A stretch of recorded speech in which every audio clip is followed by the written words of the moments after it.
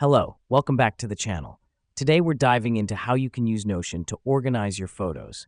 This is a full 2025 guide, so let's jump right in. Firstly, open your Notion app and create a new page. You can title this page something like Photo Archive. This step serves as the foundation for your photo organization. It is where all your photos will be stored and categorized. Now that we've done that, let's make some galleries. In Notion, click on the plus, add a block button, then choose Gallery. Here, you can create multiple galleries based on your needs, perhaps by year, event, or location. This helps us because it simplifies finding specific photos in the future. Next up, let's add some photos to these galleries. Click on the Add a New Item within your gallery, then click on the Add Cover option. From your File Explorer, select the photo you want to upload. The reason we do this is to ensure each photo is visible and easy to access within your gallery.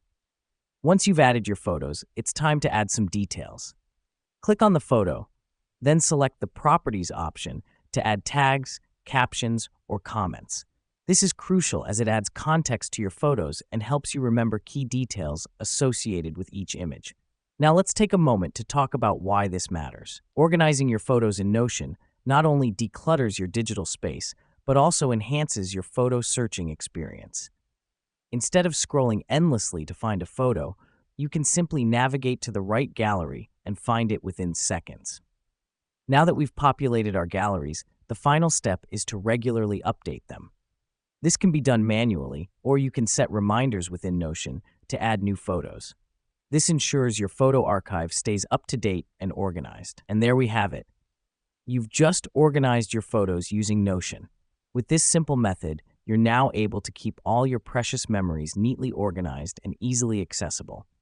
Remember, a few minutes of organizing can save you hours of searching.